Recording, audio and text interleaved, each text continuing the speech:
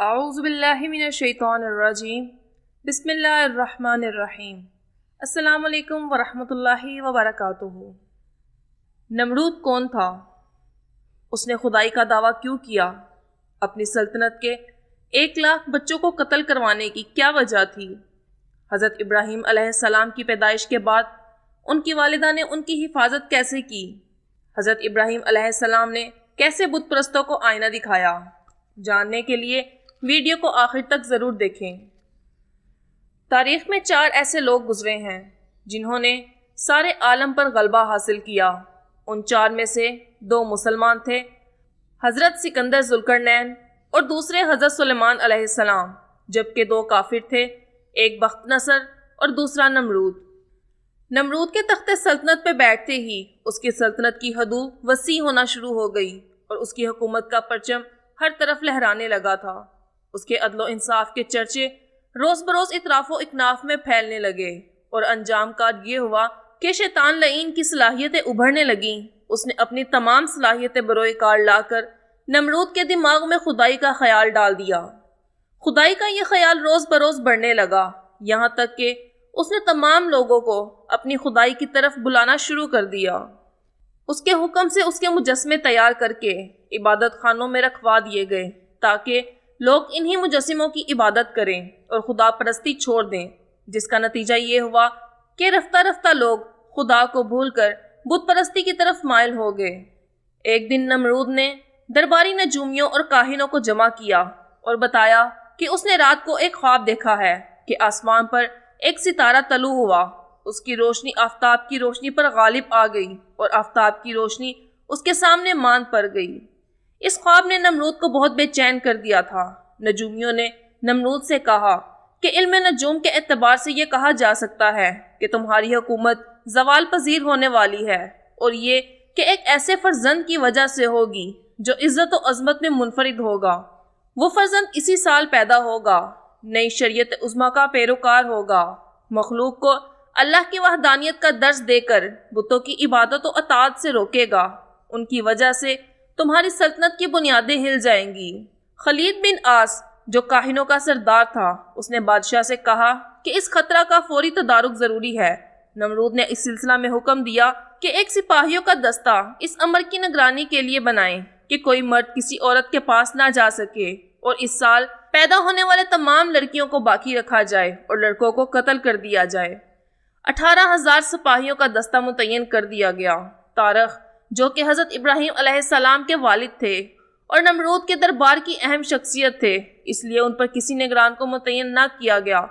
تاریخ سے معلوم ہوتا ہے کہ اس سال اس بدبخت کی وجہ سے 1,00,000 بچے اس کے ظلم کا شکار ہوئے، لیکن مشیت ایزدی کے آگے کسی کا زور نہیں۔ حضرت ابراہیم علیہ السلام کی والدہ حاملہ تھی، انہوں نے اپنے حمل کو پوشیدہ رکھا۔ جب ولادت کا وقت قریب آیا تو شہر سے باہر ایک غار میں پناہ لے لی، اس غار میں ہی بچے کو جنم دیا اور خداوند کریم سے دعا کی، اے اللہ، میں اپنے فرزند کو تیرے حوالے کرتی ہوں، تو ہی اس کی حفاظت فرما اور ان ظالموں کے شر سے محفوظ رکھنا۔ خدا کے حفظ و امان میں دے کر ان کی والدہ وہاں سے واپس آ گئیں۔ جب دوسرے دن وہ اپنے بچے کی خبر گیری کے لیے غار میں گئیں تو دیکھا کہ بچہ اپنا انگوٹھا منہ میں لے کر چوس رہا ہے، اس کے انگوٹھے سے دودھ نکل رہا ہے۔ خداوند قدوس نے انہیں اپنے والدین کا مرہون منت نہیں بنایا۔ ان کی والدہ روزانہ ان کی خبر گیری کے لیے غار میں جاتی رہتی۔ ناظرین گرامی، یہاں ایک بات واضح کر دوں کہ حضرت ابراہیم علیہ السلام کے والد کے نام پر علماء میں اختلاف پایا جاتا ہے۔ تاریخ اور تورات میں والد کا نام طارق ہے، جبکہ قرآن پاک میں آذر آیا ہے۔ جمہور علماء کے نزدیک وہ آپ کا چچا تھا جس نے آپ کی پرورش کی تھی۔ حضرت ابراہیم علیہ السلام کے والد طارق آپ کی پیدائش سے پہلے اس دنیا سے رحلت فرما چکے تھے۔ عبداللہ بن عباس رضی اللہ عنہما فرماتے ہیں کہ بچے ہفتہ بھر میں جتنی نشوونما پاتے، حضرت ابراہیم علیہ السلام ایک دن میں وہ منزل طے فرما لیتے اور ایک ماہ میں دوسرے بچوں کی طرح سال بھر کی نشوونما پاتے۔ جب حضرت ابراہیم علیہ السلام نے بولنا سیکھا تو آپ کا قلب مبارک حقائق و اسرار کا عارف و واقف بن گیا۔ پہلی گفتگو جو آپ نے اپنی والدہ سے کی، اس کو تاریخ دان اس طرح بیان کرتے ہیں۔ ابراہیم علیہ السلام نے والدہ سے دریافت کیا، ہمارا پروردگار یعنی پالنے والا کون ہے؟ والدہ نے جواب دیا، میں تمہاری والدہ۔ انہوں نے پھر سوال کیا، آپ کا پروردگار کون ہے؟ والدہ نے جواب دیا، تمہارا والد طارق۔ آپ علیہ السلام نے پھر سوال کیا، ان کا پروردگار کون ہے؟ والدہ نے جواب دیا، بادشاہ وقت۔ آپ علیہ السلام نے پھر سوال کیا، اور بادشاہ کا پروردگار کون ہے؟ یہ سوال سن کر ان کی والدہ کوئی جواب نہ دے سکی، صرف یہ کہا کہ خاموش رہو۔ جب آپ علیہ السلام کی والدہ آپ کو غار سے گھر لائیں تو آذر نے آپ کے احوال و افعال کی نگہداشت کی اور ان کی خاطرداری کی، یہاں تک کہ حضرت ابراہیم علیہ السلام پر تبلیغ دی کے سلسلہ میں احکام الہی آتے علل اعلان تبلیغ کا حکم ملا تو اپنے اس فریضہ کی تکمیل کے لیے احکام خداوندی کا برملا اظہار فرمایا۔ جب آپ علیہ السلام کے چچا آذر نے دیکھا کہ آپ علیہ السلام نے آبائی دین کی مخالفت شروع کر دی ہے تو ان کا یہ فعل بہت ناگوار گزرا۔ حضرت ابراہیم علیہ السلام کی باتیں انہیں کبھی تو بہت تکلیف دیتی اور کبھی بھلی معلوم ہوتی۔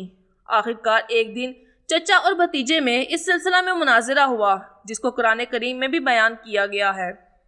حضرت ابراہیم علیہ السلام نے چچا سے معلوم کیا، اے چچا مہربان، آپ کو اس بات پہ شرم محسوس نہیں ہوتی کہ اس حق آراستہ چہرے کو ایک بت کے سامنے جھکا دیتے ہو، یعنی ان کو سجدہ کرتے ہو جو نہ سن سکتے ہیں نہ دیکھ سکتے ہیں، اور دل جو محبت اور انوار عالم الغیب کا مسکن ہے اس کو چاند تاروں کی محبت میں گنوا دیتے ہو۔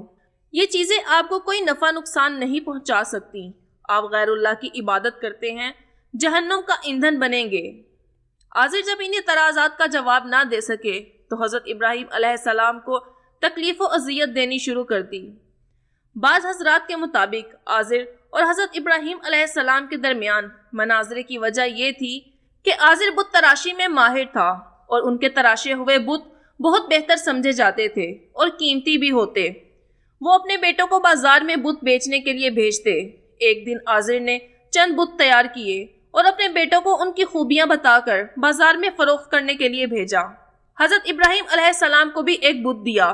آپ علیہ السلام اس کو اٹھانے کی بجائے رسی سے باندھ کر گھسیٹتے ہوئے بازار کی طرف لے چلے اور راستے میں آوازیں دیتے جا رہے تھے، کون ہے جو ایسی چیز کو خریدے جو نہ فائدہ پہنچا سکتی ہے اور نہ نقصان؟ اس طرح اس کو مٹی اور کیچڑ میں کھینچتے ہوئے بازار لائے تاکہ لوگوں کے دلوں میں نفرت پیدا ہو جائے۔ اس دن یہ بت فروخت نہ ہوا تو اس کو فروخت کیے بغیر گھر کی طرف روانہ ہوئے۔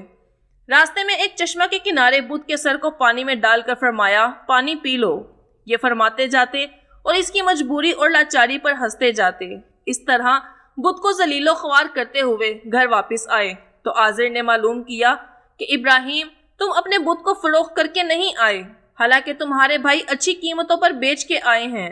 حضرت ابراہیم علیہ السلام نے فرمایا، مال کی جب تک تعریف نہ کی جائے تو کوئی نہیں لیتا۔ میں ان کی تعریف کس طرح کروں جبکہ یہ گونگے اور بہرے ہیں اور عاجز و لاچار بھی۔ حضرت ابراہیم علیہ السلام کسی ایسے موقع کی تلاش میں تھے جہاں بادشاہ اور رعایا دونوں ایک جگہ جمع ہوں تاکہ تبلیغ دی کا موقع میسر آ جائے۔ حسن اتفاق عید کا موقع آیا اور آپ نے اس سے فائدہ اٹھانے کا فیصلہ کیا۔ اس معاشرہ کا طریقہ کار یہ تھا کہ وہ عید کے دن انواع و اقسام کے کھانے پکاتے اور لباس فاخرہ کو لے کر بت خانے جا کر برکت کے حصول کے لیے بتوں کے سامنے رکھ دیتے اور وہاں سے عیدگاہ چلے جاتے۔ واپسی میں آ کر اپنے کھانے اور لباس اٹھاتے اور ان کھانوں کو اس نیت سے کھاتے کہ امراض سے شفا یابی اور صحت میں اضافہ کا سبب ہوں گے۔ اسی طرح لباس کے متعلق ان کا عقیدہ تھا کہ یہ لباس بتوں کی وجہ سے متبرک ہو گئے ہیں اور سال بھر ان کی وجہ سے برکتیں حاصل رہیں گی۔ چنانچہ جب عید کی صبح ہوئی، لوگوں نے معمول کے مطابق بت خانوں کا رخ کیا تو حضرت ابراہیم علیہ السلام نے اپنی علالت کا جواز پیش کر کے ان کے ساتھ جانے سے معذوری کا اظہار فرمایا۔ بت خانوں کے نگران آذر تھے۔ انہوں نے جب دیکھا کہ بھتیجا عیدگاہ جانے کا ارادہ نہیں رکھتا تو آذر نے بت خانہ کی چابیاں حضرت ابراہیم علیہ السلام کے سپرد کی اور انہیں ہدایت کی کہ وہ بتوں کی حفاظت کریں۔ ایک جماعت جو عیدگاہ کے لیے نکلی تھی پہلے بت خانہ آئی۔ ان سے حضرت ابراہیم علیہ السلام نے کہا کہ میں تمہارے بتوں کی فکر میں ہوں اور ان کے ساتھ کچھ نہ کچھ کروں گا۔ ان لوگوں نے اس بات کو امر محال سمجھ کر اس کی طرف توجہ نہ دی۔ بعض حضرات کا کہنا ہے کہ ابراہیم علیہ السلام نے یہ بات آہستہ کہی تھی تو انہوں نے یہ بات سنی نہ تھی، لہٰذا جب بت خانہ خالی ہو گیا تو ابراہیم علیہ السلام نے بتوں کے سامنے انواع و اقسام کے کھانے دیکھ کر تنزن ان بتوں کو مخاطب ہو کر فرمایا، تم کچھ کھاتے پیتے کیوں نہیں ہو؟ تم کس حالت میں ہو کہ بات بھی نہیں کرتے؟ اس کے بعد آپ علیہ السلام نے ایک کلہارا اٹھایا اور بتوں کو توڑنے کا ارادہ کیا۔ تمام بتوں کو توڑ کر انہوں نے ایک بڑے بت کو چھوڑ دیا اور کلہارے کو اس کے کندھے پر رکھ دیا۔ روایت ہے کہ اس بت خانے میں 73 بت تھے۔ ان سب سے فارغ ہو کر آپ علیہ السلام باہر تشریف لے آئے اور دروازہ بند کر دیا۔ جب لوگ عیدگاہ سے واپس آئے تو دیکھا کہ ان کے معبودان باطل یعنی بت ریزہ ریزہ ہو چکے ہیں۔ اس منظر کی تاب نہ لا کر انہوں نے فوراً شور مچانا شروع کر دیا اور کہنے لگے، کون ہے وہ ظالم جس نے ہمارے بتوں کی یہ حالت کی ہے؟ وہ لوگ جنہوں نے ابراہیم علیہ السلام کی بات سنی تھی اور جانتے تھے کہ آپ عیدگاہ بھی نہیں گئے، اس لیے انہوں نے یقین کر لیا کہ یہ سب کچھ ابراہیم علیہ السلام کا کیا دھرا ہے۔ لہٰذا وہ نمرود کے پاس گئے اور بتوں کی حالت بیان کی۔ نمرود نے ان سے معلوم کیا کہ وہ کون ہے جس نے ہمارے معبودوں کا یہ حشر کیا ہے۔ تب ان لوگوں نے بتایا کہ ہم نے ایک نوجوان کو جن کا نام ابراہیم ہے اپنے خداؤں کو برا بھلا کہتے ہوئے سنا تھا۔ نمرود نے ابراہیم علیہ السلام کو اپنے دربار میں طلب کر لیا۔ جب حضرت ابراہیم علیہ السلام نمرود کے دربار میں گئے تو انہوں نے رسم و رواج کے مطابق اسے سجدہ نہ کیا، حالانکہ دربار کا رواج یہ تھا ہر کوئی دربار میں آنے کے بعد پہلے سجدہ کرتا تھا۔ نمرود نے ان سے سوال کیا کہ آپ نے مجھے سجدہ کیوں نہیں کیا؟ تو حضرت ابراہیم علیہ السلام نے فرمایا، میں اپنے پروردگار کے سوا کسی کو سجدہ نہیں کرتا۔ نمرود نے کہا، تمہارا پروردگار کون ہے؟ آپ نے فرمایا، جو زندہ کرتا ہے اور مارتا ہے۔ یہ سن کر نمرود نے کہا، یہ تو میں بھی کرتا ہوں، اور اس کے ثبوت میں اس نے 2 آدمی قید خانہ سے بلائے، ایک کو آزاد کر دیا اور ایک کو قتل کرا دیا، اور کہنے لگا، تم نے دیکھا کہ میں نے ایک کو حیات دے دی اور ایک کو موت دے دی۔ ابراہیم علیہ السلام نے فرمایا، تو نے اپنے فعل سے خود کو پروردگار کرنا چاہا، لیکن اس کی خصوصیات میں سے ایک صفت یہ بھی ہے کہ اللہ تعالیٰ سورج کو مشرق سے نکالتا ہے اور مغرب میں غروب کرتا ہے، کیا تو ایسا کر سکتا ہے؟ ابراہیم علیہ السلام کی بات سن کر نمرود مبہوت ہو گیا اور کوئی جواب نہ دے سکا۔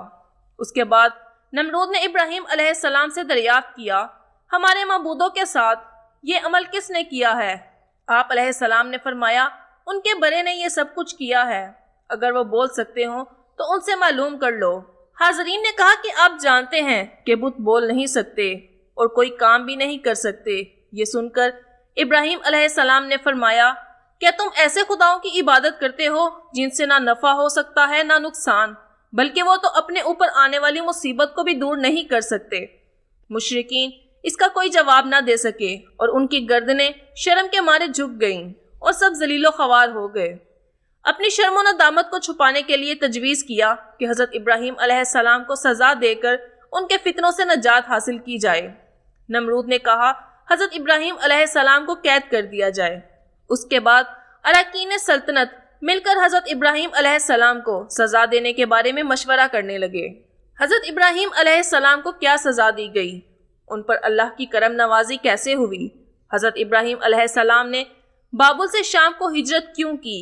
ولادت اسماعیل علیہ السلام اور ان کی قربانی، ان سب پر انشاءاللہ آنے والی ویڈیو میں بیان کریں گے۔ تب تک کے لیے اجازت دیں۔